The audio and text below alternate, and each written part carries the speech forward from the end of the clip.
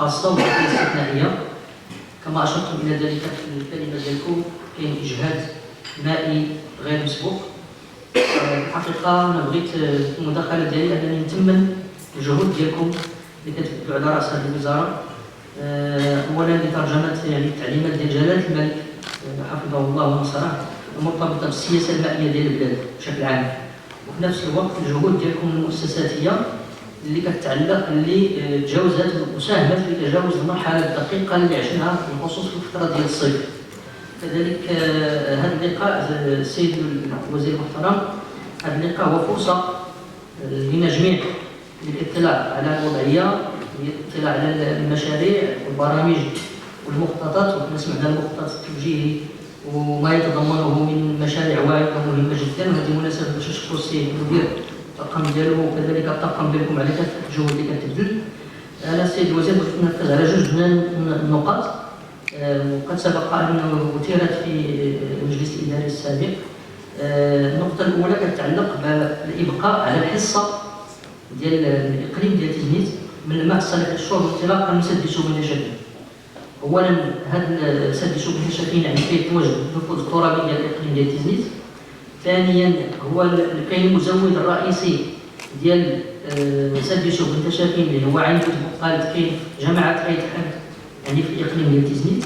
كذلك الخصاص المائي بالنسبة لنا على مستوى الإقليم كبير بزاف، خاصة جوج ديال الدوائر، يعني الدائرة ديال أنزلي فيها 9 ديال الجامعات والدائرة ديال التفرع فيها 7 ديال الجامعات.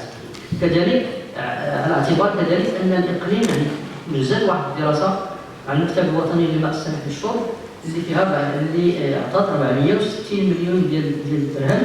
هذه الدراسة هذه جامعات ديال دائرة أنزي. وأضيف إلى ذلك أن التفرع حتى هي فيها مشروع يعني ديال 18 مليار ديال السنتيم اللي بدا كيتنجد على أساس باش أنه يعالج شوية هذا الإشكال المائي، لأنه إشكال بنيوي وكبير بزاف على مستوى الإقليم ديال تيزنيت. أضيف إلى ذلك السيد الوزير المحترم أن الشغل الشاغل ديال السادة رؤساء الجماعات والأعضاء والساكنة المحلية في هذه الجماعات كلها يعني راه مرتبط بهذا الموضوع ديال الماء، إلى درجة أنه إلا درنا غير واحد الإطلالة بسيطة على البرامج ديال العمل ديال الجامعات بالخصوص في دائرة التفرع وفي دائرة أنزي غادي نلقاو كيركزوا على هذا الملف ديال الماء. أكثر من ذلك كاين إجراءات ديال تأسيس مجموعة الجماعات في الدائرة ديال أنزي في الموضوع ديال الماء. أضيف إلى ذلك أنه في الPDP ديال المجلس الإقليمي حتى هو مطروح هذا الملف ديالو بالخصوص تزويد مسد سوق النشافين. ولذلك السيد الوزير المحترم كان نقولوا بأن هذا الموضوع يعني بالنسبة لنا راه محوري وأساسي جدا على مستوى الإقليم ديال تيزنيت، وطبعا نعول على تفهمكم وعلى التفاعل ديالكم الإيجابي في هذا الموضوع. الاجتماع ديال مجلس الحوض يعني بين يدي يعني التقرير ديال الأخير ديال مجلس الحوض أشار إلى أنه كاينه واحد الصعوبة عليكم في حالة هذه الصعوبة وفي معالجة هذا الإشكال. النقطة الثانية وباختصار شديد كتعلق قد سبقني إليها السيد رئيس الغرفة الفلاحية مشكورا، كتعلق بالمحطة ديال تحلية مياه البحر. هذه المحطة الجديدة اللي غادي تدار بالنسبة للإقليم ديال تيزنيت، ونشكركم مجددا على هذا المشروع الكبير جدا المهم والحيوي. نريد أن تخصص باختصار شديد السيد الوزير المحترم للسقي وفي نفس الوقت للشرب. الآن على حسب ما تمت الإشارة إليه مخصصة فقط للسقي. علاش؟ لأن عندنا منطقة استراتيجية وحيوية جدا غادي تكون مكمل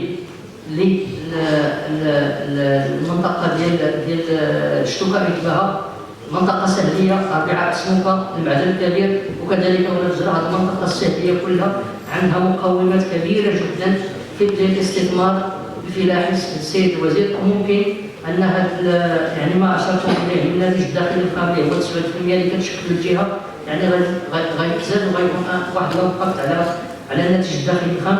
نفس الشيء بالنسبة لتصدير الخضروات تتجاوز 70% بالنسبة كما أشرتم إلى ذلك في المداخلة ديالكم. القيد السيد الوزير المحترم يعني راه عندنا جميع المقومات باش أن الإقليم ديال تيزنيت حتى هو يدخل في هذا المجال ديال الاستثمار الفلاحي. نعول عليكم السيد الوزير وكنشكركم مجددا ومرحبا بكم وبارك لنا مجددا.